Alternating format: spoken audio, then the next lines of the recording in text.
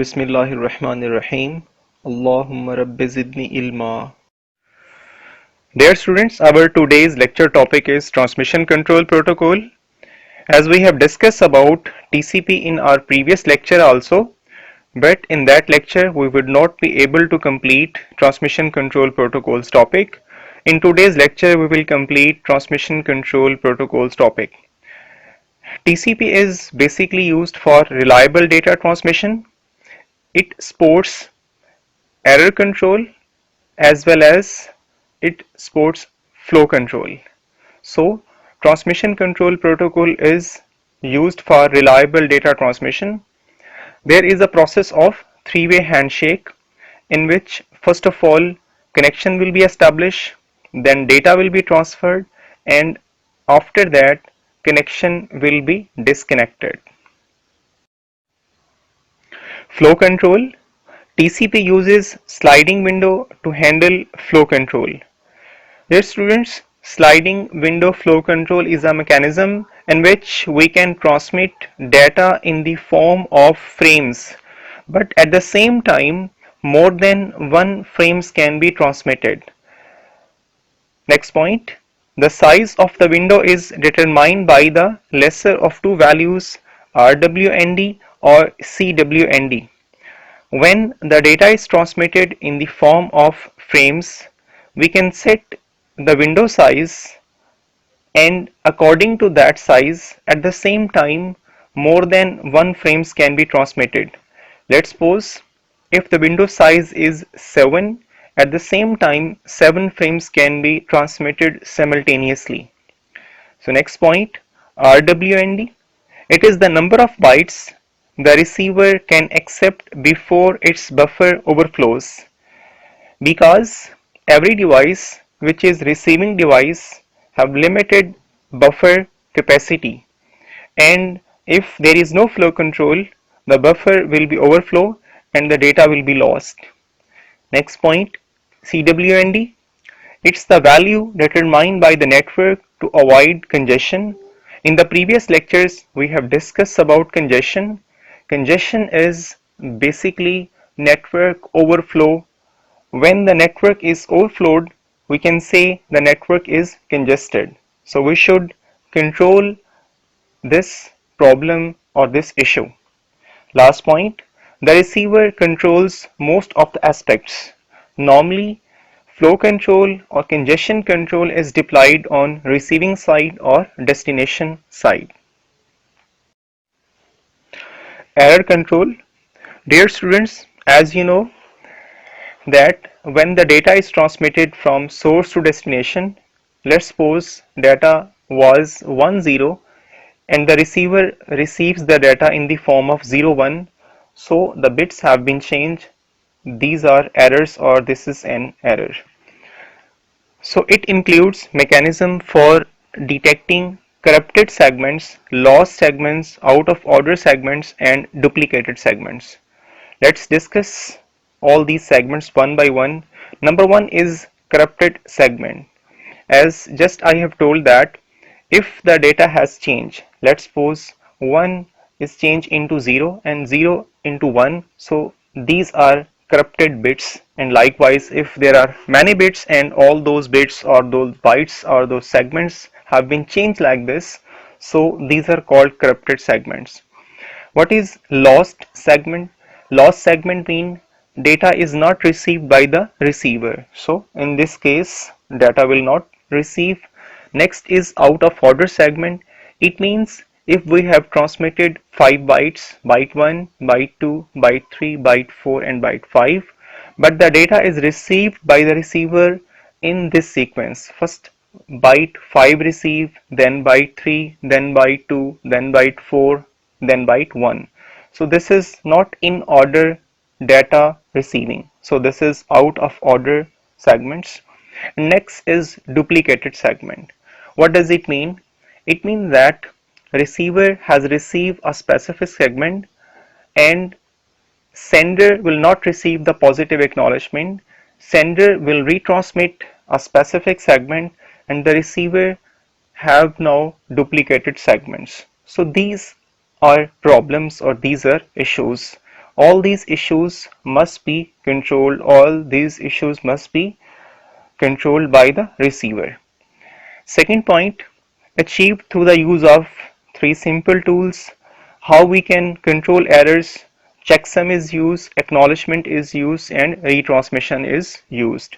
So we have discussed about these techniques in our previous lectures. Dear students, as I have told in the previous slide that we have discussed about checksum, acknowledgement and retransmission technique in our previous lectures, but we'll go through over here also. What is checksum? Each segment includes a checksum field used to check for corrupted segment. TCP uses a 16-bit checksum. Corrupted segment is discarded by the destination and is considered as lost segment. When we have discussed about TCP header, there was a field of checksum. So in checksum field, we will set the value and different mathematical calculation is used to detect errors, and in this way errors can be detected and the receiver will discard the specific segment. Acknowledgement. Dear students, acknowledgement is like a green signal from destination to source. When the source device will transmit data towards destination, destination after receiving proper data segments will send a green signal which is called acknowledgement, and which is basically positive acknowledgement. And when the acknowledgement is received by the source will transmit next data segment or next different data bytes. So confirms the receipt of data segments. Next point, to control segments that carry no data but consumes a sequence number are also acknowledged. Acknowledged segments are never acknowledged. As just I have discussed that data is acknowledged always, but when the acknowledgement is received by the source, this is acknowledged, but there will not be any specific sequence number which is allocated. So after receiving the acknowledgement, sender will send next data segments. Retransmission. A segment is retransmitted on two occasions when a transmission timer expires. Dear students, when the sender will send segment towards receiver, receiver must send a positive acknowledgement within a specific time towards sender. If the sender will not receive positive acknowledgement in that specific time, then the sender will retransmit the specific segment again.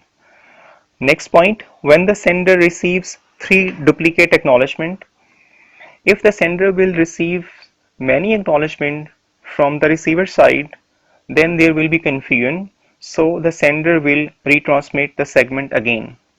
Second main point, retransmission after RTO. RTO is retransmission timer out. TCP maintains one RTO timer for all outstanding sent but not acknowledged segment. Sender will keep the record of all those segments which has been sent but the acknowledgement is not received yet. Second point, when the timer matures, the earliest outstanding segment is retransmitted in a specific time which is set. When the time has expired, all the outstanding frames will be retransmitted because all these frames acknowledgement has not received from the receiver. Value of RTO is dynamic and is updated based on RTT. This is round trip time, which we have discussed in our previous lectures. What is RTT? Our request maintains a specific time on sender to receiver link. That specific time is called RTT or round trip time. Fast retransmission. Let the value of RTU, retransmission timer out, be very large.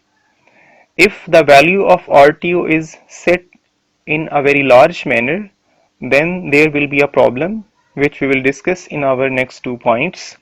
Point number next, One segment is lost and receiver receives so many out of order segments that they cannot be saved buffer size. Let's suppose if sender has sent 5 segment 1, 2, 3, 4 and 5. Segment number 2 was lost and the other segments receive out of order. Let's suppose segment number 5 was received and after that segment number 3, after that segment number 4 and so on.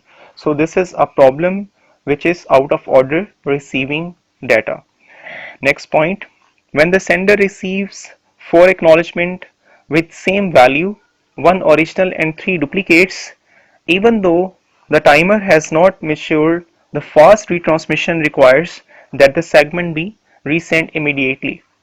Now in this case, sender has received 4 positive acknowledgement for same specific frame and sender will retransmit. This is called fast retransmission, but the transmission or retransmission will be for specific frame or specific segment. Adaptive retransmission. TCP attempts to determine the approximate round-trip time between the devices and adjusts it over time to compensate for increases or decreases in the average delay. Dear students, round-trip time is used on network to process a specific request for client. When client sends a request to server, specific time is used to process that request, that is called RTT or round trip time. Second point, TCP aims for an average round trip time value for the connection. Average round trip time means if the request is sent 4 times and the time varies to process this request, all that time is calculated in the average manner. This is average round trip time. Next point, this average should respond to consistent movement up to down in the round trip time without overacting to a few very slow or fast acknowledgements. Acknowledgement may be slow or fast, but a round trip time will be calculated in again average manner. Last point, TCP re-estimates round trip time after every successful transmission, not retransmission. So RTT is used for successful retransmission. If there is unsuccessful retransmission, then that time is not calculated and RTT is based on successful retransmission. Congestion control. Dear students, अपनी life में भी हम ये word use करते हैं, congested का हम word use करते हैं. जो हमारी लोकेलिटीज़ होती हैं जहां हम रहते हैं, अगर वो एरिया कंजेस्टेड हो जाए तो उसके लिए हम ये वर्ड यूज़ करते हैं कंजेस्टेड का. और इसी तरह से कंजेशन का वर्ड हम नेटवर्क में यूज़ करते हैं. First of all we will see the definition of congestion. Network congestion is basically data networking and queuing theory is the reduced quality of service that occurs when a network node or link is carrying more data than it can handle. जितना data वो handle कर सकती है node या वो link, अगर उससे ज़्यादा डाटा ट्रांसमिशन स्टार्ट हो जाएगी उसको हम बेसिकली कंजेशन कहते हैं. और इस कंजेशन को कंट्रोल करना चाहिए, इसको रोकना चाहिए, इसको इस पर ओवरकम करना चाहिए. So in definition over slide, TCP's general policy for handling congestion is based on 3 phases. First of all is slow start, which is exponential increase. Next is congestion avoidance, which is additive increase. And the last one is congestion detection, which is multiplicative decrease. So first of all, what is slow start? Basically, over here, TCP slow start is one of the first steps in the congestion control phases.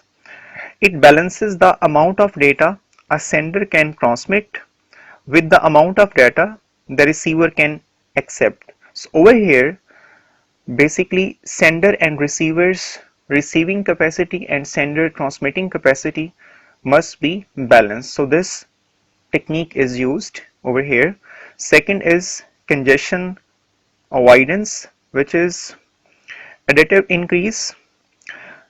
The policy of additive increase may, for instance, increase the congestion window by a fixed amount every round trip time. When congestion is detected, the transmitter decreases the transmission rate by the multiplicative factors. So over here, when there will be congestion, transmission speed by the transmitter will be slowed down. And the last one is multiplicative decrease. Over here, different algorithms are used, and one algorithm which is used over here is on feedback control from receiver side. So receiver send feedback towards transmitter about congestion, and that congestion will be controlled on that specific algorithm based. Congestion detection. First point, if congestion occurs, the congestion window size must be decreased. So in the previous slide, we have also discussed that there is a window size about congestion, which is congestion window size, and window size concept we have also studied in sliding window flow control, which is used to send more than one frames at the same time. So over here, the congestion window size must be decreased to control the congestion. Second point, sender can guess congestion by need to retransmit a segment. If congestion occurs, then definitely specific segment will be discarded or specific segment will be lost due to congestion, and after specific time that segment must be retransmitted by the sender. So in this way we can control congestion. The last point, retransmission can occur in one of the two cases. First is timeout, as we have discussed in our previous slides. Then specific data will be transmitted by transmitter, and there will be a specific time to receive acknowledgement from receiver. In that specific time, if the acknowledgement is not received, then sender will retransmit the frame or segment which is transmitted by the sender already. Second, acknowledgement received and multiple acknowledgements, and we have discussed if 3 acknowledgements are received from receiver, the sender will confused and it will retransmit that specific frame. So in this way, congestion will be detection. Congestion detection. So dear students, over here there is more detailed discussion about previous slide. So there are 2 points, if detection is by timeout, and the second main point, if detection is by 3 acknowledgements. So first of all, we will discuss about timeout. Point number 1, it sets the value of the threshold to 1/2 of the current window size. There are 2 concepts over here. First one is threshold and second one is window size. If the total window size is 8, threshold will be 4. So what is threshold? Threshold is basically the value which is set by transmitter. Second point, it sets CWND to the size of one segment. We have discussed about CWND, which was window size, and this is about one segment. And the last point, it starts the slow start phase again. About slow start we have discussed in our previous slide.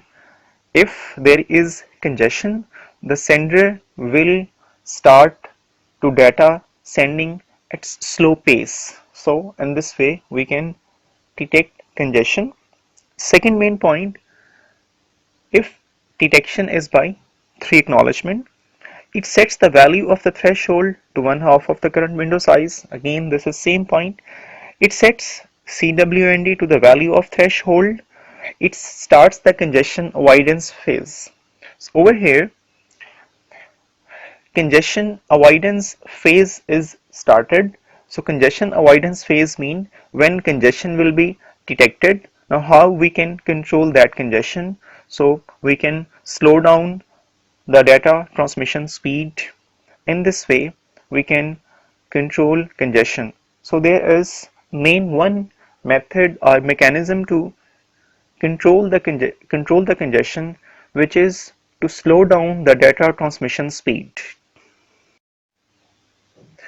Congestion example.